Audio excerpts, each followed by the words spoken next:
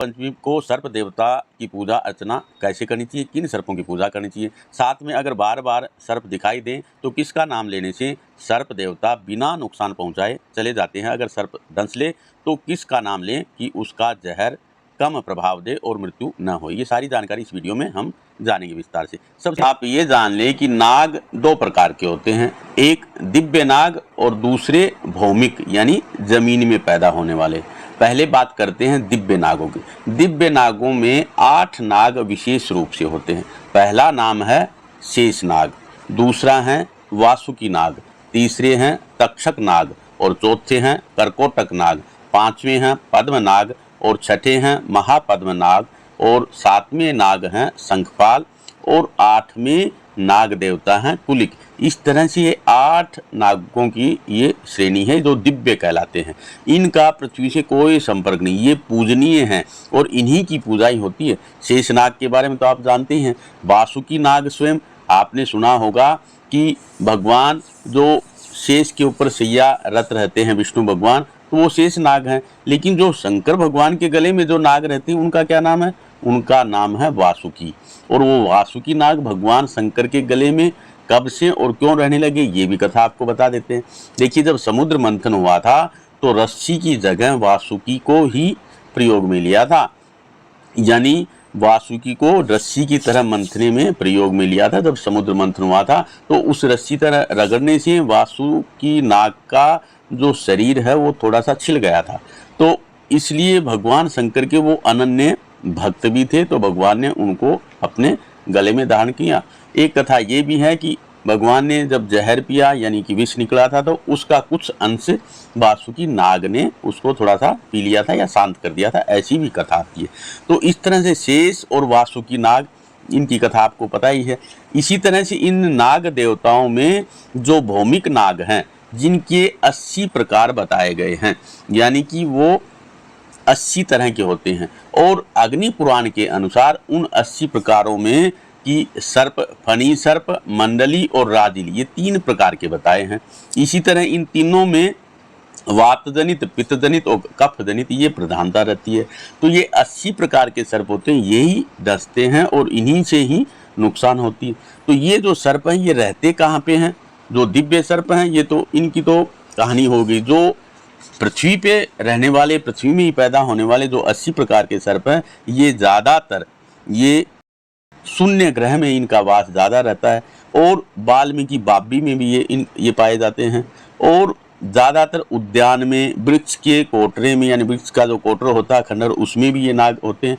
2 सड़कों का जहाँ पे मिलन होता है वहाँ पे भी ये रहते हैं, संधि यानी मार्ग की 2 संधि बोलते हैं, तो वहाँ पे भी ये नाग रहते हैं। नदी, सागर आदि का कोई संगम है तो वहाँ पे भी ये नाग रहते हैं। द्वीप में भी रहते हैं, चतुष्पदी यानी चौराहे पे भी ये नाग रहते हैं। और राजप्रसाद, राजप्रसाद का मतलब होता है जो दिन में राजा की कचेरी लगती है यानी कोर्ट कचेरी आदि कोई काम होता है, रात में वहाँ कोई नहीं रहता, तो ऐसे स्थान पे भी ये नाग रहते हैं।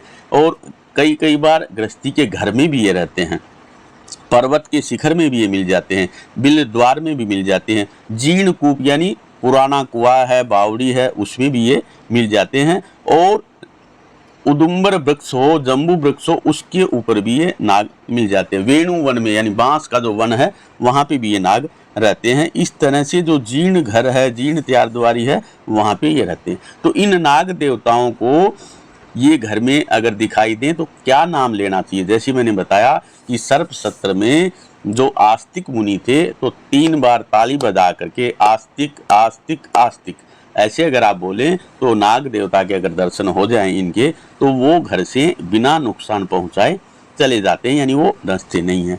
अगर किसी प्रकार से इन्होंने डस भी लिया तो क्या करना चाहिए?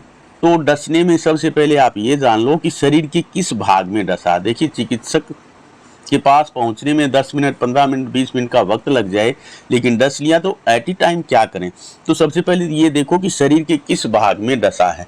जैसे अग्नि पुराण में कहा गया है कि अगर मुख में डस लिया हो नाग देवता ने, हृदय के ऊपर डस लिया हो, या कंठ मूल यानी गले के निचले हिस्से में डस लिया हो, या नाभि के आसपास डस लिया हो, या जो चिबुक यानी ठोडी पे डस लिया हो, और पैरों में डस लिया हो तो ये अशुभ होता है और खतरनाक होता है। तुरंत चिकित्सक के पास, विष की जो चिकित्सा करते हैं उनके पास जाना चाहिए और उस समय पक्षीराज गरुड़ का ध्यान करना चाहिए। गरुड़ के नाम लेने से कहते हैं विष उतर जाता है।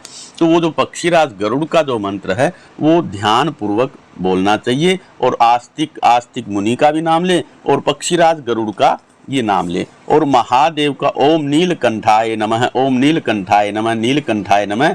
तो जिस भाग में अगर दबा है तो कोशिश करें उसमें धागा या कोई चीज़ बांध दें या उसको दबा लें ताकि वो विष आगे फैले नहीं। और पक्षीराज गरुड़ का नाम लें। पक्षीराज गरुड़ का मंत्र भी अगर आप जानना चाहें तो अग्नि पुराण के अनुसार पक्षीराज गरुड़ का मंत्र है पक्षीराजाय विद्महे पक्षी देवाय धीमहि तन्नो गरुड़ प्रचोदयात्। दूसरा मंत्र है जिससे विष झाड़ा जाता है वो है पक्षी पक्षी महापक्षी महापक्षी क्षि क्षि स्वाहा। इस तरह से इस मंत्र को बोलते हुए जो सर्प का विष है वो ज़्यादा फैलता नहीं है जब तक आप चिकित्सक के पास पहुंचते हैं।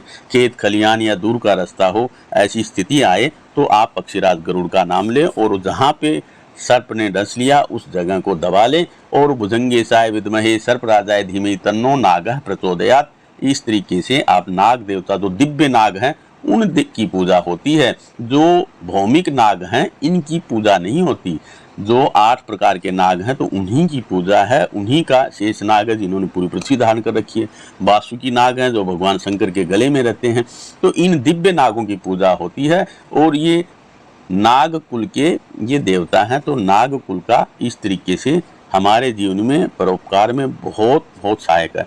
अब दूसरी एक कथा आपको हम बताते हैं जिससे संतान की प्राप्ति। एक बार माता पार्वती ने भगवान शंकर से पूछा कि प्रभु मैं पृथ्वी पर घूमकर आई तो एक स्त्री आपकी पूजा अर्चना में संलग्न थी और वो संतान प्राप्ति के लिए आपसे बार बार प्रार्थना कर रही थी। तो प्रभु को ऐसा उपाय बताइए जिसके करने से शीघ्र और मनपसंद संतान प्राप्ति हो। तब भगवान शंकर ने माँ पार्वती को एक कथा सुनाई। उन्होंने कहा पार्वती एक बार की बात है, एक किसान जिसके 3 कन्याएं थी उसको पुत्र नहीं हुआ तो वो किसान चिंतित रहता था कि मेरे 3 कन्या हो गई, पुत्र नहीं हुआ। समय के साथ में उन्होंने 2 कन्याओं का विवाह कर दिया और संयोगवश उन दोनों कन्याओं को भी पुत्री ही प्राप्त हुई, पुत्र प्राप्त नहीं हुआ। तीसरी कन्या जो अविवाहित थी उसका अभी विवाह नहीं हुआ था तो वो पिता के साथ खेत आदि में मदद कराने उसको वो साथ ले जाते थे। एक बार पिता पुत्री दोनों खेत में थे और पिता अपने ऊपर के वस्त्र निकाल करके खेत में अपना खेती आदि के काम में लगे रहते थे। उन्होंने अपनी पुत्री से कहा पुत्री मेरे वो वस्त्र लेकर आओ। तो वो वहाँ गई तो उन्होंने देखा नाग देवता उनके वस्त्रों के ऊपर बैठे हुए हैं। तब वो पिता को आकर उन्होंने बताया बेटी ने कि पिताजी आपके वस्त्रों के ऊपर तो नाग देवता यानी सर्प देवता बैठे हुए हैं। उन्होंने कहा सर्प देवता को दूर फेंक दो और मेरे वस्त्र ले आओ। वो वहाँ पे गई क्योंकि वो बड़ी विनम्र स्वभाव की पुत्री थी। उन्होंने प्रार्थना की हे नाग देवता आप यहाँ से कहीं और चले जाओ और मेरे पिताजी की ये वस्त्र छोड़ दो।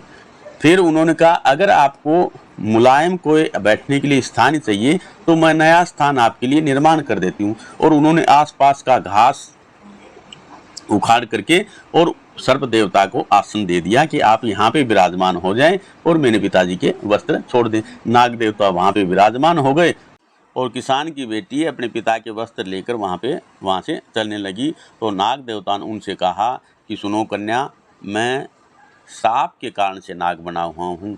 आप अगर मेरी एक बात मान लें तो मैं आपको धन आदि से परिपूर्ण कर दूंगा और मैं राजकुमार हूँ, मैं आपके साथ विवाह भी कर लूँगा। इस तरह से वो नाग देवता की बात मान करके और प्रतिदिन उनकी सेवा में वो लग गई। उनको साथ साथ में घुमाती और समय के साथ में वो ऋषि आदि के श्राप से वो मुक्त हुए और राजकुमार बने। और फिर ऋषि के प्रभाव से जब उन्होंने नाग पंचमी के दिन भगवान शंकर की पूजा की और धतूरे के फूलों से भगवान शंकर की पूजा की तो उनको मनपसंद संतान यानी पुत्र संतान की उसको भी प्राप्ति हुई, और उसकी दोनों बहनें हैं उनको भी पुत्र संतान की प्राप्ति हुई, और अन्य जो राजकुमार की दूसरी रानियां थी उनको भी पुत्र की प्राप्ति हुई। इस तरह से नाग पंचमी का जीवन में बड़ा महत्व है, नाग देवताओं का बड़ा महत्व है। और नाग देवताओं को प्रसन्न करने के लिए ओम नमोस्तु सर्पेभ्यो जे के च पृथ्वी जे अंतरिक्षे जे दिवतेभ्यः सर्पेभ्यो नमः। इस तरह से इस वीडियो के माध्यम से हम आपको यही बताने से, जो दिव्य नाग हैं 8 तरह के, वो ही पूजा के अधिकारी हैं। भौमिक यानी पृथ्वी के जो नाग देवता हैं वो नहीं।